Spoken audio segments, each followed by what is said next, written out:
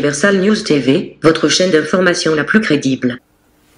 Comment on appelle ça, dans le nord-ouest et le sud-ouest, oui. on a consenti aujourd'hui que le temps m'a donné raison, que l'Équinoxe accompagne la rébellion, une certaine rébellion, cette fois médiatique. Ça n'a rien à voir, parce que quand quelqu'un peut avoir une institution qui accompagne la rébellion médiatique, c'est bien. J'aimerais que le ministre Issa Chirouma constate cela. Et ceci va lui dire que son ami Séverin Tchouke, à qui il a donné la carte de presse, qui est président de la carte de presse, la commission de la carte de presse, que maintenant voilà ce que son ami est en train de faire, entre autres. J'espère que le front, je ne sais pas si c'est du salut ou du national du salut de M. Issa Chirouma, ministre de la communication, a pris acte que ce média doit être fermé. M. Issa Chirouma, ministre de la communication, a pris acte que ce média doit être fermé. Ce média doit être fermé. Ce média doit être fermé. Maintenant, je le dis comme ça parce que moi, je suis dans le métier. Il est hors de question que vous utilisez le régime de tolérance. Vous utilisez les moyens de l'État. Vous utilisez, c'est-à-dire la caution de l'État. En retour, vous ne versez pas un centime additionnel, vous ne payez pas les impôts, vos employés sont dans la rue, dans une mendicoterie, c'est-à-dire dans une mendicité sans pareil. Vous habitez une maison qui appartient à l'État ou à Piso, vous avez détourné, fabriqué des faux titres fonciers, vous comprenez? Donc, ce sont des choses qu'on doit dénoncer. Ce sont des choses qu'on doit dénoncer. Pourquoi les médias ne parlent pas aujourd'hui de comment Séverin Tchouke a créé un média pour créer la rébellion? Pourquoi les médias ne parlent pas aujourd'hui de comment Séverin Tchouke a créé un média pour créer la rébellion? Pourquoi on ne parle pas de ça? Alors si c'était notre média... Est-ce que vous n'êtes pas excessif? Je ne suis pas excessif, monsieur. Je ne suis pas excessif, c'est vu et c'est sûr de tout le monde. J'attendais que depuis ce matin, que même la CRTV en parle. C'est une information, non? Là, ce n'est pas une information. Quand on balance les tomates à M. Billard devant l'hôtel Continental, c'est bon. Tout le monde peut relayer. Quand on dit que dans le Facebook, que demain matin, on va aller brûler les habitats ou bien les édifices publics à Kumba ou bien à Baminda, c'est une bonne information. De quoi s'agit-il? On va où? Vous êtes sur Universal News TV. Cameroun, Jean Lambernon tire un boulet rouge sur Equinox TV, et le journal, Le Jour. Après les droits de réponse coriaces respectivement de Séverin Tchouke, président directeur général d'Equinox TV, et d'Amen Mana, directeur de la publication du journal Le Jour, Jean Lambernon prend la défense de Paula Tanguy. Dans son point de presse du 9 mars 2020, Paula Tanguy accuse Le Jour, Equinox TV, Radio Balafon, etc. d'être à la solde des ONG, faisant la sourde oreille aux exactions qu'imposent les terroristes au Cameroun. Des déclarations qui n'ont pas laissé muet le DP du journal Le Jour pour qui, avec un certain ministre, le Cameroun n'a effectivement pas besoin d'une radio mille collines pour s'embraser. Jean Lambernon pour sa part soutient que Le Jour et Equinox TV s'apparentent de plus en plus à des exécuteurs d'ordre, plutôt qu'à des éclaireurs de l'opinion. Les médias sont devenus les fleurs du mal. En tant que journaliste ayant collaboré au journal Le Jour, il est arrivé plusieurs fois que je trouve son positionnement par rapport à l'actualité partisan et grossièrement décalé. J'ai alors appelé la rédaction pour dire mon sentiment, cela a parfois fini dans la rigolade. J'avoue qu'on n'a pas besoin d'être à Tanguy pour noter le glissement constant que Le Jour, et par extension Equinox TV, et les journaux du même groupe, opèrent dans le traitement de certains sujets d'actualité, notamment ceux liés à la crise dans le NOZO et le MRC. Le Jour et Equinox TV s'apparentent de plus en plus à des exécuteurs d'ordre, plutôt qu'à des éclaireurs de l'opinion. Ils peuvent s'en défendre, c'est leur droit, mais les faits sont accablants, surtout en ces temps de crise où les médias sont appelés à faire front avec les gouvernants. On l'a vu en France lors des attentats, pour conscientiser le peuple sur les risques d'une désunion nationale, les bénéfices du vivre ensemble, l'importance de la paix. Bon nombre de médias, au nom d'une liberté d'opinion, qui ne respecte aucun canon journalistique, continue de considérer l'État, surtout son chef, comme son principal ennemi dont il amplifie les carences et les faiblesses tout en magnifiant les pourfendeurs de celui-ci qu'ils érigent en héros. Doit-on rappeler que dans tout pays en guerre, les journalistes signent une espèce d'aggiornamento à travers lequel ils lèvent leur plume du vitriol et luttent à préserver l'essentiel, la paix. Au Cameroun, certains médias semblent se réjouir, depuis 3 ans, des malheurs du Cameroun. Ils le proclament et ne s'en cachent pas dans leur rédaction, transformée en QG de guerre. Ils en oublient qu'aux États-Unis, il y eut bien le Patriot Act, un engagement à la solidarité nationale de toutes les forces vives, les faiseurs d'opinion et donc les médias, à barrer la route à l'ennemi commun, la guerre. Pourquoi les médias camerounais ne rentreraient-ils pas dans les plans du gouvernement pour ramener la paix sur tous les territoires du Cameroun? Quel est le gain à passer le plus clair de son temps à railler toutes les initiatives du gouvernement pour la paix, grand dialogue national, décentralisation, etc. Et à contrario à servir de caisse de résonance aux accusations spécieuses et volontairement dénaturées des ONG et autres officines occultes, portées contre le Cameroun ici, Patrick Saint-Benjamin, pour Universal News TV.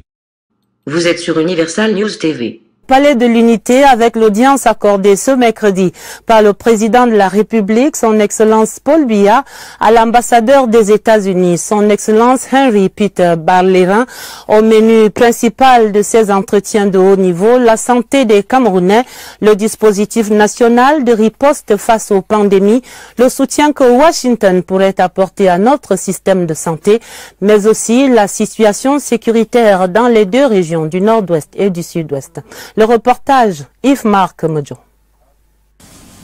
Il y a tout juste 24 heures, les États-Unis d'Amérique, à travers leur représentation diplomatique au Cameroun, réaffirmaient leur total soutien à notre système de veille sanitaire. L'entrée en activité dans notre pays du Centre américain de contrôle et de prévention des maladies et du Centre des opérations d'urgence de santé publique mis en place avec le soutien de Washington en sont d'ailleurs de parfaites illustrations. Ces deux structures jouent d'ailleurs un rôle de premier plan dans le dispositif de riposte contre le coronavirus. Rien d'étonnant alors que les questions de santé aient occupé l'essentiel de la soixantaine de minutes d'audience que le président de la République, Paul Biya, a accordé cette mi-journée du mercredi 11 mars 2020 au Palais de l'Unité à son Excellence Henry Peter Barlerin, ambassadeur des États-Unis au Cameroun.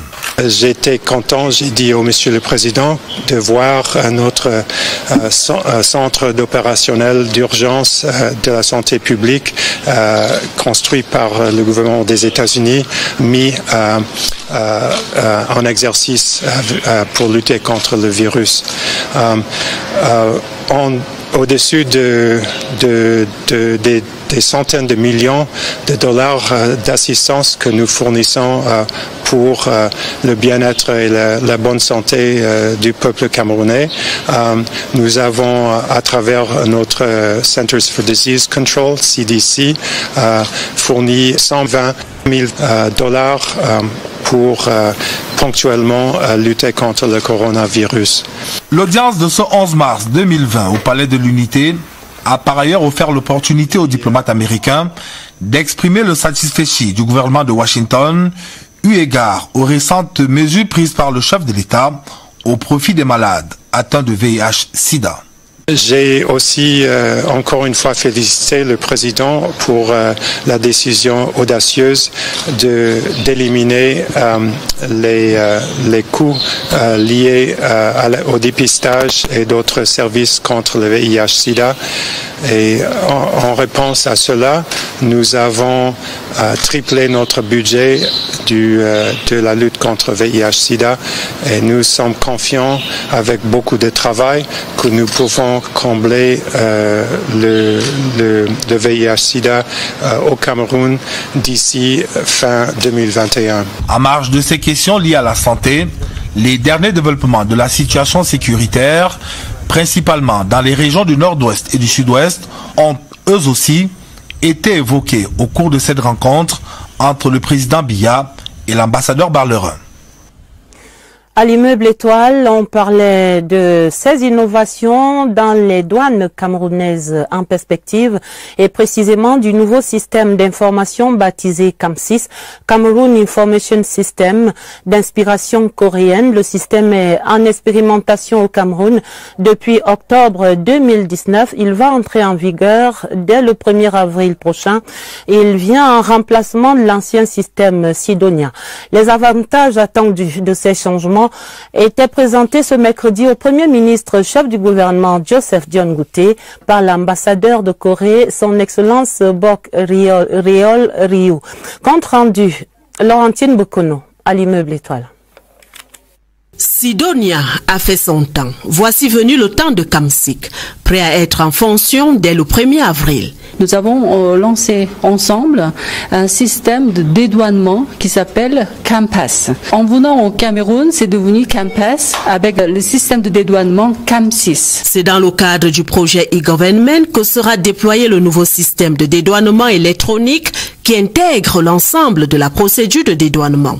CAM6 va permettre non seulement à booster l'économie du pays, mais aussi pour le Cameroun, avec les grands ports comme Kribi et Douala, de jouer le rôle de la plateforme pour l'ensemble de la région de l'Afrique centrale. On joue sur la transparence, ça veut dire l'efficacité.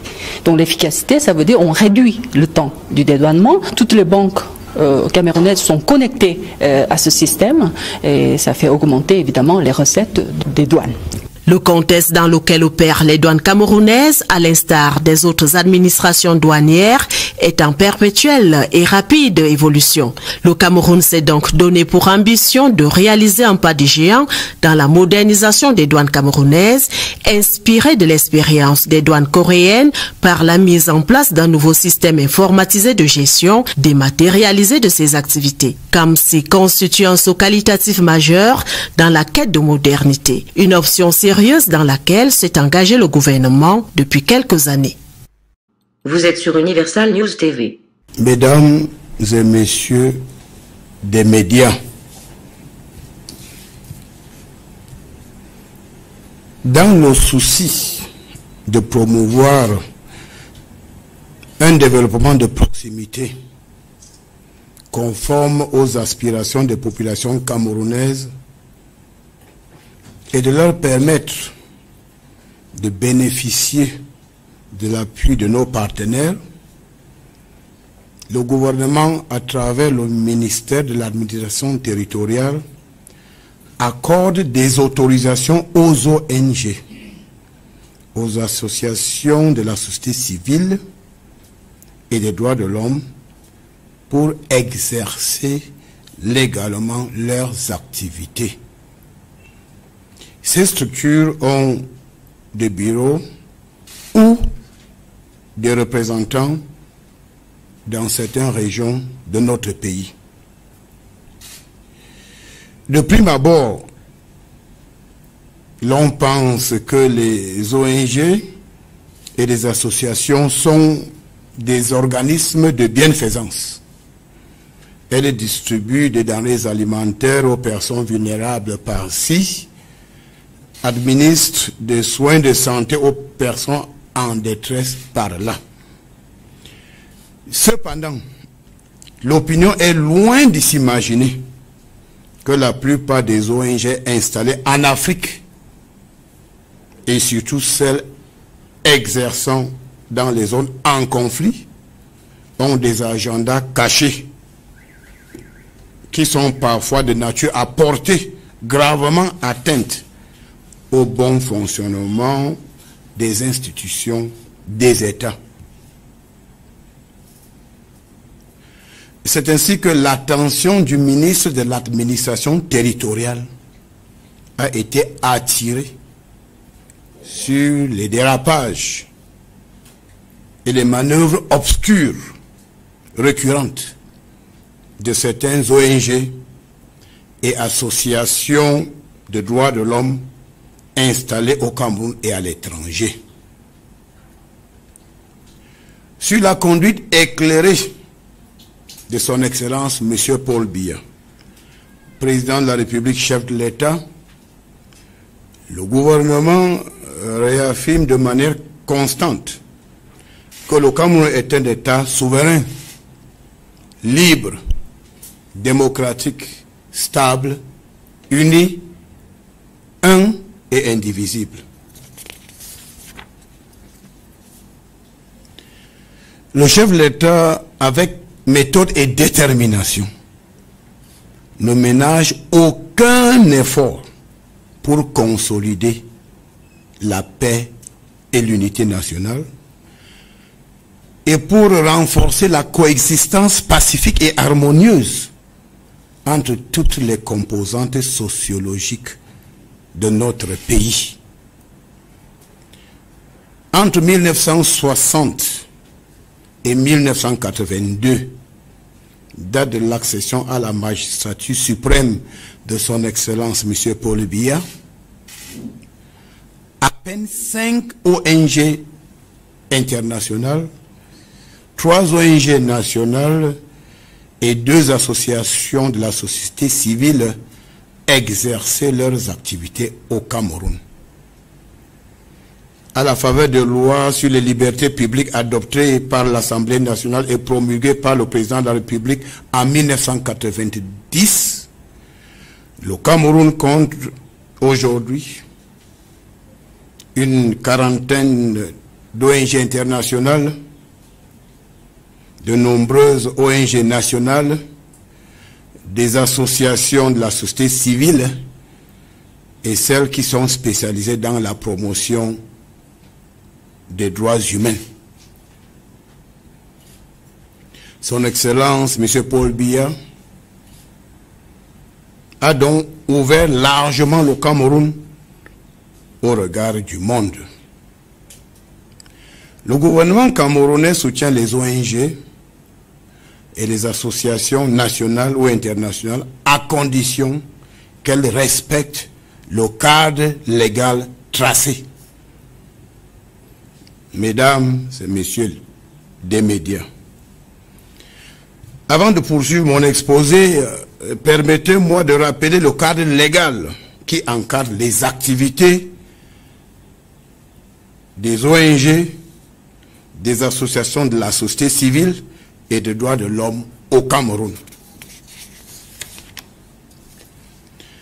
Selon les dispositions de l'article 4 de la loi numéro 90/53 du 19 décembre 1990 portant sur la liberté d'association, je cite, « Les associations fondées sur une cause ou en vue d'un objet contraire à la Constitution, aux lois et aux bonnes mœurs, ainsi que celles qui auraient pour but de porter atteinte notamment à la sécurité et à l'intégrité territoriale, à l'unité nationale, à l'intégrité nationale et à la forme républicaine de l'État sont nulles et de nul effet. » Fin de citation. S'agissant des ONG, elles sont régies par la loi numéro 99/014 du 22 décembre 1999. Les agréments des ONG, comme ceux des associations, sont accordés par le ministre de l'administration territoriale, qui est aussi chargé du suivi et de l'encadrement de ces structures. En application des dispositions des articles 13, alinéa 2 de la loi numéro 90/53 du 19 décembre 1990 et 22 alinéa 2 de la loi numéro 99/014 du 22 décembre 1999, le ministre de l'administration territoriale peut par arrêté dissoudre toute association ou ONG qui s'écarte de son objectif et dont les activités portent gravement atteinte à l'ordre public et à la sécurité de l'État. Les dispositions légales prévoient également des amendes et des peines d'emprisonnement à l'encontre des responsables et des administrateurs des associations ou des ONG qui s'écartent des dispositions légales. Mesdames et messieurs,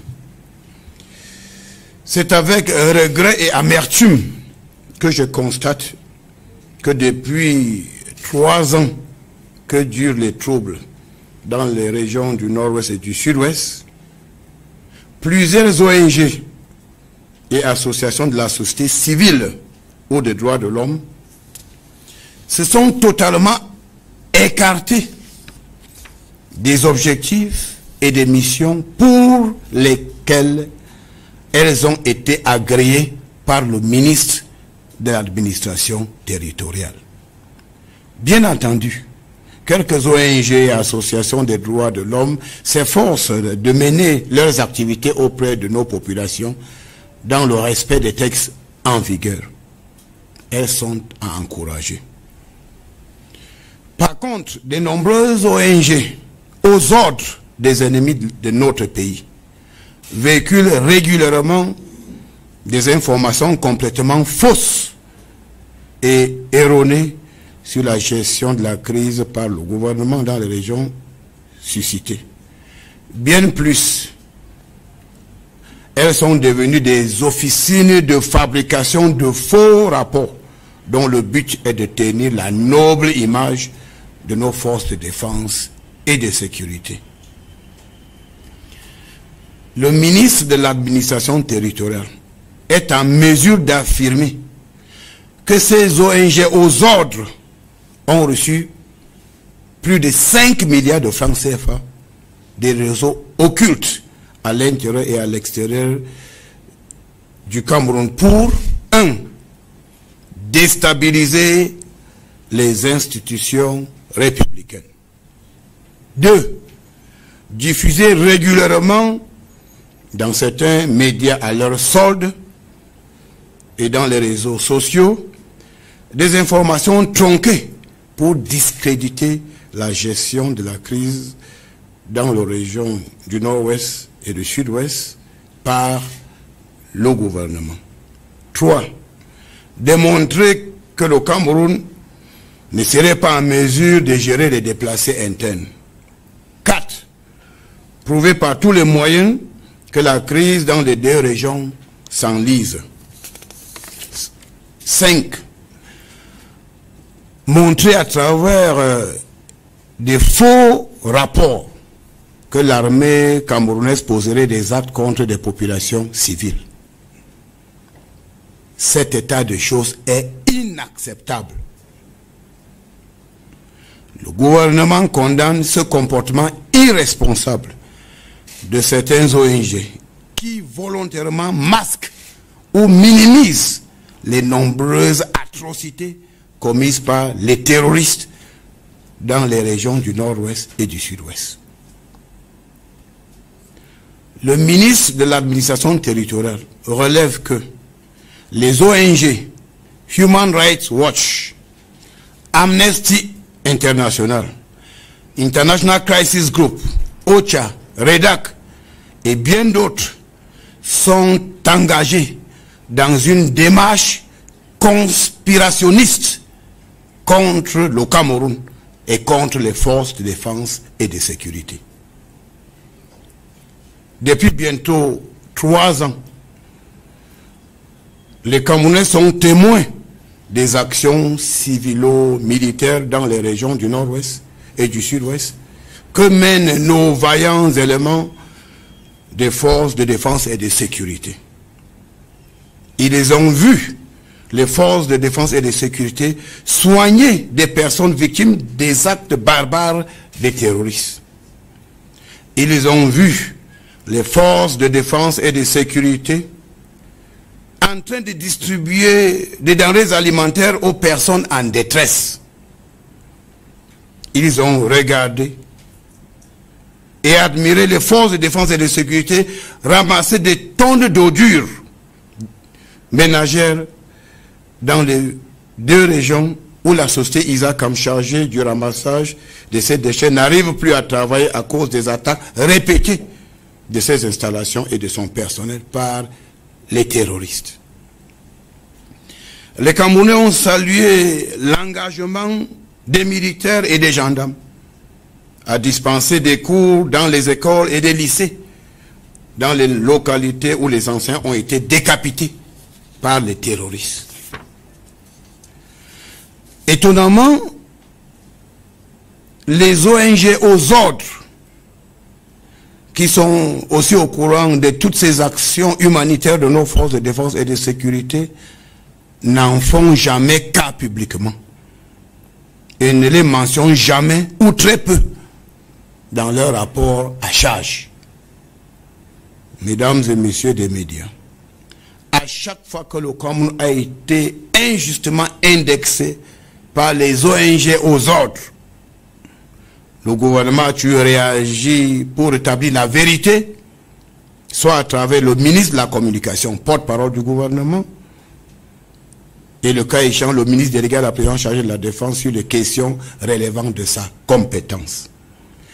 À son niveau, le ministre de l'administration territoriale a reçu plusieurs chefs de mission diplomatiques et des responsables d'ONG internationales et nationales à qui il a pris la peine de remettre les rapports sur les actions menées par le gouvernement pour résoudre la crise dans les deux régions. J'ai personnellement remis à M. Philippe Bolopion, haut cadre de Human Rights Watch, un rapport retraçant les atrocités des terroristes dans les régions du Nord-Ouest et du Sud-Ouest. Ce rapport, à l'époque, contenait les détails ci-après. Plus de 300 soldats tués par les terroristes, plus de 280 jeunes filles de moins de 14 ans violées dans les écoles par les terroristes, des enseignants décapités parce qu'ils dispensaient les cours alors que les terroristes prônaient le boycott des écoles, des habitations, des hôpitaux, centres de santé et autres édifices privés et publics incendiés par les terroristes, des bus de transport interurbains calcinés par les terroristes après avoir dépouillé les passagers de leurs biens, des militants du RDPC partis au pouvoir brûlés vifs par les terroristes après avoir assisté à un meeting politique, etc. Je constate tout simplement que Human Rights Watch a jeté ces informations dans la poubelle parce qu'elles ne répondaient pas aux attentes de ses patrons. Le ministère de la Défense a récemment produit un rapport détaillé avec des faits avérés et de vraies images des atrocités commises par les terroristes. J'avoue qu'il faut avoir beaucoup de courage pour regarder ce documentaire produit par la cellule de communication du MINDEF, qui en réalité est une claire illustration des atrocités commises depuis 3 ans par les hors-la-loi dans les régions du Nord-Ouest et du Sud-Ouest. Évidemment, les ONG aux ordres préfèrent regarder ailleurs. Je voudrais vous annoncer solennellement que le complot contre le Cameroun, entretenu par certains ONG aux ordres, est aujourd'hui éventré. Je leur demande de changer leur démarche partisane et conspirationniste contre le Cameroun avant qu'il ne soit tard. Sur le plan humanitaire, le ministre de l'administration territoriale, à travers le plan d'assistance humanitaire d'urgence décidé par le chef de l'État, a porté secours à plus de 170 000 déplacés internes dans les régions du Nord-Ouest et du Sud-Ouest et à ceux résidant dans d'autres régions, Ouest, Centre, Littoral. Certains déplacés internes sont déjà rentrés dans leurs localités respectives grâce à la réussite de la mission de sécurisation des 2 régions prescrites par le chef d'État, chef des forces armées, à nos forces de défense et de sécurité, qui font un travail louable et apprécié par les populations locales. Certains ONG disent que la crise dans les régions du Nord-Ouest et du Sud-Ouest a déjà fait plus de 10 000 morts. C'est complètement ridicule. Qui leur a donné ces chiffres exagérés? D'où tiennent-elles ces informations dénuées de tout fondement? Je voudrais rappeler que la diffusion de fausses nouvelles est une infraction réprimée par le code pénal camerounais. Nous avons, par le passé, beaucoup couvert les dérapages de certains ONG. Il a été découvert dans les convois humanitaires de certains ONG, des armes et des munitions, des téléphones portables, des téléphones satellitaires Tureya, et des jumelles destinées aux terroristes. Le gouvernement détient des preuves irréfutables des connivences entre certains ONG et des terroristes dans les régions du nord-ouest et du sud-ouest. Le responsable de OCHA, qui a publié le faux rapport indexant l'armée camerounaise, a été reçu par les autorités administratives de la région du nord-ouest. Il a avoué avoir reçu de sa hiérarchie l'instruction de fabriquer ce faux rapport pour tenir l'image de l'armée camerounaise. Il nous est revenu que ce responsable de OCHA est parti précipitamment du Cameroun.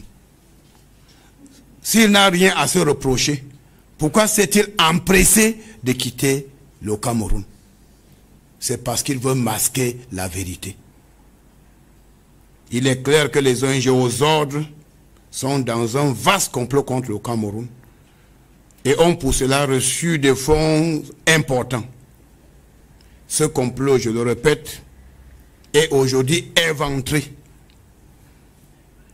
La démarche conspirationniste de certains ONG contre le peuple camerounais doit s'arrêter. Je voudrais également rappeler aux responsables des ONG et des associations de la société civile et des droits de l'homme qu'ils ont l'obligation de déposer au ministère de l'administration territoriale qui assure leur tutelle le rapport annuel de leurs activités. C'est une obligation légale. Dans leur rapport annuel, ils ont l'obligation de détailler au franc près les fonds reçus chaque année, l'identité de leurs financiers ou donateurs et l'utilisation de ces fonds au Cameroun. Nous devons aussi connaître les bénéficiaires de leurs actions sur le terrain, qui ne sauraient être des terroristes qui perturbent la vie de nos courageuses populations. Le chef de l'État, son Excellence Paul Biya, dans sa grande magnanimité, a invité tous les terroristes encore en brousse à déposer les armes et d'intégrer les centres DDR. Le chef de l'État, père de la nation, a précisé que c'est une porte de sortie honorable pour ceux de nos enfants qui ont été manipulés par des imposteurs et des aventuriers pour prendre les armes contre la patrie. Plus de 300 terroristes arrêtés pour des faits avérés ont été libérés par le chef de l'État. C'est un grand geste d'apaisement. Beaucoup d'anciens combattants qui ont déposé les armes sont dans les centres DDR. Ils ne sont pas en prison, car le Cameroun a le sens de l'honneur. Et la parole du chef de l'État est respectée à la lettre par ses collaborateurs. Au lieu que les ONG continuent de soutenir les terroristes ou de leur porter divers coups, il vaut mieux leur demander de quitter la brousse et de revenir dans la République. L'offre de paix du chef de l'État reste toujours d'actualité. Depuis 2 ans, le MINA n'a reçu aucun rapport annuel des ONG, y compris celle du système des Nations Unies. Avant de faire des déclarations à la presse, les ONG ont d'abord l'obligation de transmettre annuellement leur rapport d'activité au ministère de l'administration territoriale. Il est tout aussi important de noter que les informations portées à la connaissance de l'opinion par le ministre de la Communication, porte-parole du gouvernement, le ministre délégué à la présidence chargé de la Défense et les rapports du MINAT sur la situation humanitaire doivent figurer en bonne place dans les différents rapports d'activité des ONG exerçant au Cameroun. C'est la meilleure façon de donner la bonne information à leurs pays respectifs, à leurs supérieurs, ainsi qu'à l'opinion nationale et internationale. Les ONG nous opposent souvent l'argument de la neutralité dans l'exercice de leurs activités. Je suis d'accord. Mais à travers les rapports tronqués de certains ONG sur le Cameroun, il est loisible de constater que cette neutralité réclamée par certains ONG n'est qu'un leurre. Je voudrais saisir cette occasion pour inviter les médias à cesser d'être des relais des rapports erronés contre les forces de défense et de sécurité diffusés par des ONG aux ordres. Pour me faire bien comprendre, je vais employer cette métaphore bien connue. Celui qui vend les œufs ne doit pas chercher la bagarre. Equinox TV, STV, Radio Balafon, le journal Le Jour, pour ne citer que ces médias, sont particulièrement et singulièrement interpellés. Le Cameroun n'a pas besoin d'une radio 1000 collines. Les médias n'ont pas pour vocation de jeter de l'huile sur le feu. En matière de droit, le voleur et les receleurs sont tous condamnables. À bon entendeur, salut. Avant de relayer une information, il faut tenir compte de sa véracité. Vous êtes les professionnels, vous devez le savoir. Mais lorsqu'un média reçoit des fonds d'une ONG aux ordres, il est obligé de diffuser des affabulations dont l'objectif est de discréditer l'action gouvernementale. Nous n'allons plus tolérer cet état de choses. Après le double scrutin du 9 février 2020, certains ONG, sans apporter la moindre preuve, ont affirmé sur les télévisions et radios privées que les élections au Cameroun sont une farce, une mascarade, car le parti au pouvoir a verrouillé le processus pour tout rafler à l'Assemblée nationale et dans les municipalités.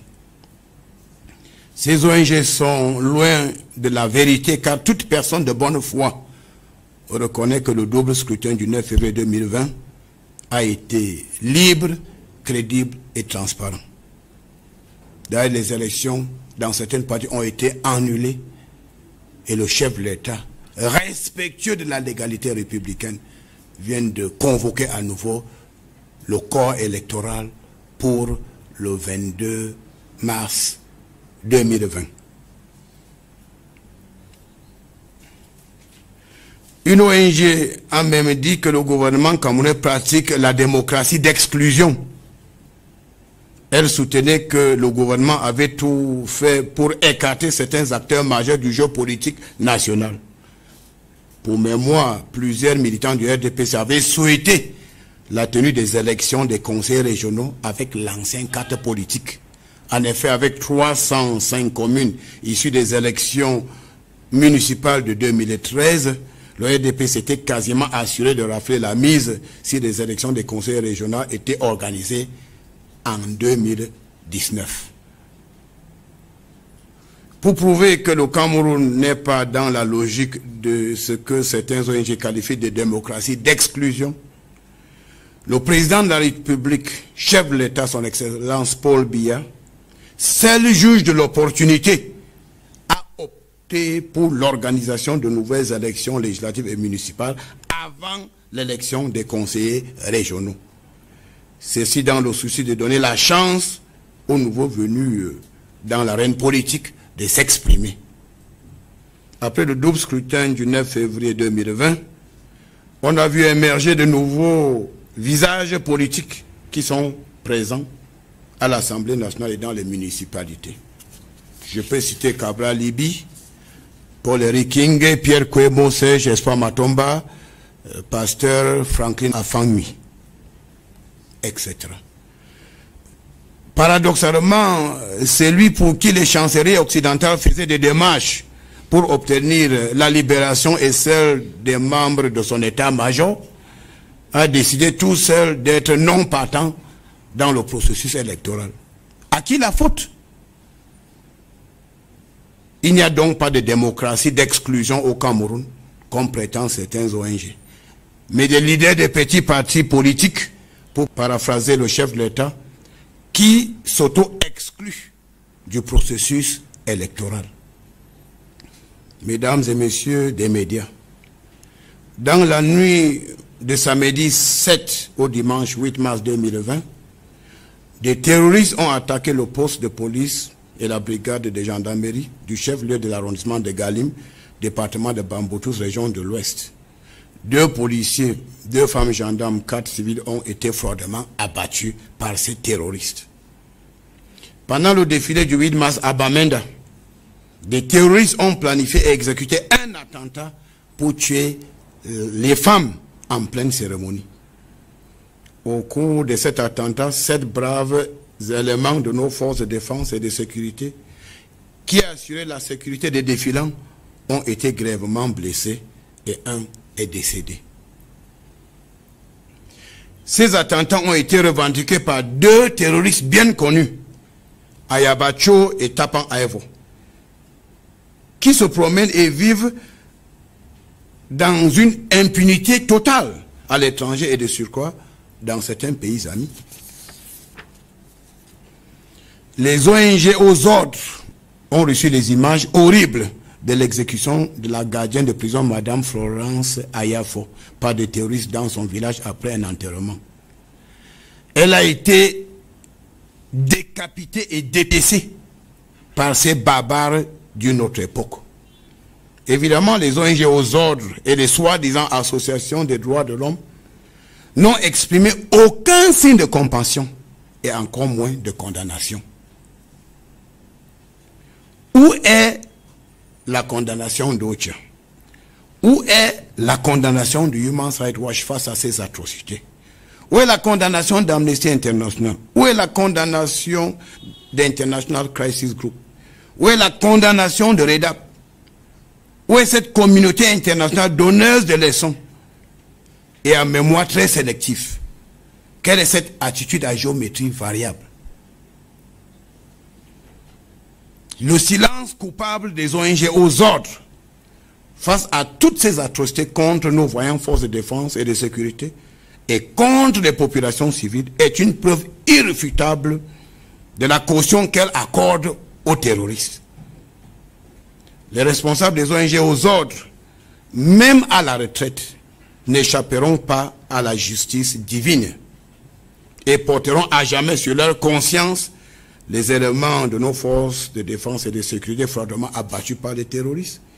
Ces jeunes filles de 15 à 16 ans violées, torturées et tuées par des terroristes, ainsi que toutes celles et tous ceux qui sont handicapés à vie du fait des atrocités de ces criminels de guerre dans les régions du Nord-Ouest et du Sud-Ouest. Ces actes barbares pour lesquels certains ONG ont été payés pour se taire ou à la limite tout minimiser resteront à jamais gravés dans la mémoire collective. En terminant mon propos, je les invite tous à être des ONG et des associations responsables, objectives, impartiales et non des ONG subjectifs et aux ordres.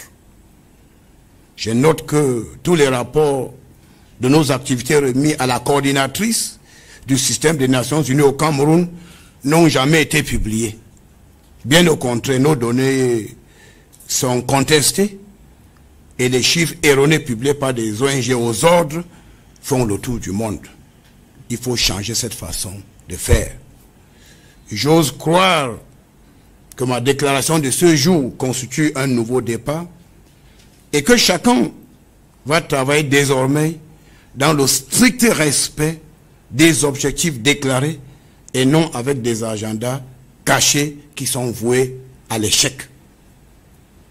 Je donne à chaque responsable d'ONG 60 jours pour déposer dans mes services, notamment à la direction des affaires politiques, les rapports d'activité des exercices 2017-2018, 2018-2019. Je vous remercie de votre aimable attention. Merci de suivre Universal News TV sur YouTube. Nous vous rassurons que les informations que nous diffusons au quotidien sont suffisamment crédibles. Alors, n'hésitez pas à liker la vidéo si elle vous plaît, et si vous êtes nouveau sur la chaîne, N'oubliez pas de vous abonner et d'activer la cloche de notification pour ne pas rater nos prochaines vidéos.